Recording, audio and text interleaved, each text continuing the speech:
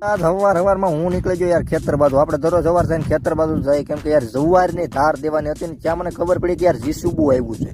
જીસુબુ આવે તો યાર આપણે જોવા તો જવું જ પડે, કેમ કે યાર આપણે કન્ટેન્ટ જ એવા કરી જોવા. આ છે અમારે ભોળાતાના ખાતરનો ઢગલો.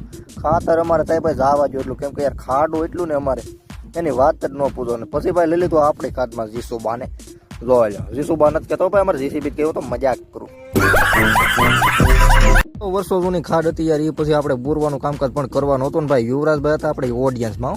હું ને યુથભાઈ પછી જોવા મંડાને પછી ખબર પડી કે યાર ટ્રેક્ટરમાં એકચ્યુઅલીમાં યાર ડીઝલ નથી, તો ભરી દીધું ડીઝલ. હો ભાઈ આ ટાંકી ના એમ તો ટાંકી નાની આવી હવે આનાથી, કેમ કે યાર મેચી ફર્ગુસન છે ને એટલે ફર્ગુસનમાં નાની ટાંકી આવે. અને આખરે ટાંકી ભરાઈ જઈને ભાઈ પાછા નીકળી જાય જેસીબી બાજુ. તો ભાઈ ખાટ બોરવાનું કામ કરે પછી કરી દીધું હતું ચાલુ.